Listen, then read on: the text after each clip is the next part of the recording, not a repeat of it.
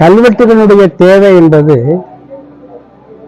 ஒரு காலகட்டம் இந்த தமிழ்நாட்டினுடைய தற்கால சூழ்நிலையில நம்முடைய முந்தைய வரலாறுகளை தெரிந்து கொள்வதற்கான ஒரு தேவையாக அமைகிறது.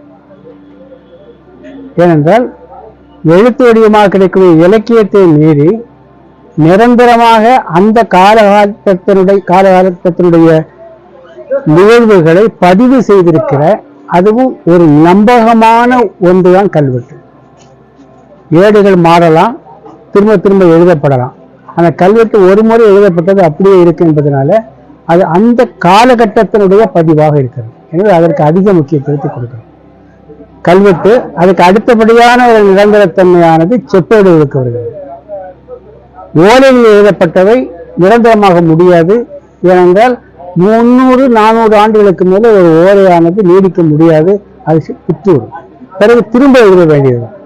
திரும்ப எழுதும்போது புதிதான ஓலை போலதான் கருதப்பட வேண்டும். அன்றைக்கு எழுதிய போலவே இன்றைக்கு எழுதிவிட்டார்கள், அதே மாதிரியாக படி செய்யப்பட்டிருக்கிறது என்று உறுதியாக சொல்லக்கூடிய முடியாத ஒரு சூழல் இருக்கிறது.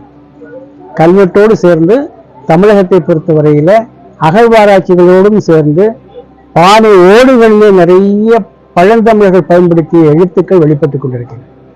ஆகினால தான் இன்றைய தலைமுறைக்கு தமிழ் பிராமியை சொல்லிக் கொடுக்க வேண்டிய ஒரு தேவை இருக்கிறது. தமிழை ஒரு குறிப்பிட்ட வரி வடிவத்தில் எழுதுகிறார்கள். கிமு 6ஆம் நூற்றாண்டு இன்றைய கால, அதுக்கு முந்தி கூட போகலாம், கிமு 6ஆம் நூற்றாண்டு தொடங்கி கிபி 2ஆம் நூற்றாண்டு வரை எழுதப்பட்ட ஒரு வரி வடிவம் தான் பிராமி வரி வடிவம். அது இப்போது இந்த பட்டறையில் சொல்லிக் கொடுக்கப்படுகிறது. அந்த வரி வடிவங்கள் தான் இன்றைக்கு அகழ்வாராய்ச்சி பக்கத்திற்கு துணுக்கப்பட்டு கிடைக்கிற பாறை ஓடுகளில் அந்த பிராமி வடிவங்கள் கிடைத்திருக்கின்றன.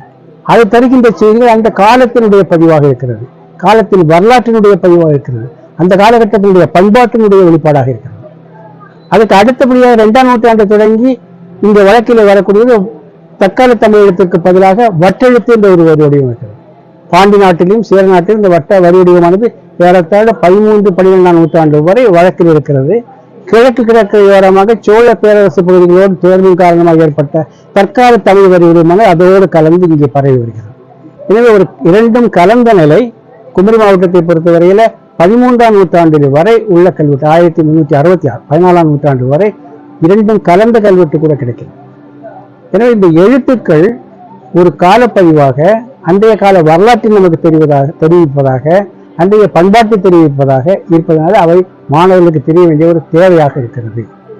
இன்றைய எழுத்துக்களிலிருந்து வரக்கூடிய உணர்வுகளையும் சிந்தனைகளையும் மீறி நம்முடைய பண்டைய மக்கள் எவ்வாறு சிந்தித்தார்கள், எவ்வாறு தங்கள் எழுத்துக்களில் மட்டுமல்ல வார்த்தைகளிலும் அவர்கள் எவ்வளவற்றையெல்லாம் பயன்படுத்தினார்கள் என்பதையெல்லாம் புதிய புதிய செய்திகளாக நமக்கு கிடைக்கின்றது. காலத்தின் அளவை பொறுத்து எந்தெந்த வகையில சிந்தனைகள் வளர்த்தெடுக்கப்பட்டிருக்கிறது, பண்பாடுகள் எந்தெந்த வகையில மாறுபட்டு இருக்கிறது, பண்பாட்டு கலப்புகளின் மூலம் என்னென்ன மாற்றங்கள் ஏற்பட்டிருக்கிறது என்பதற்கு எல்லாம் தெரிய வேண்டுமானால் இந்த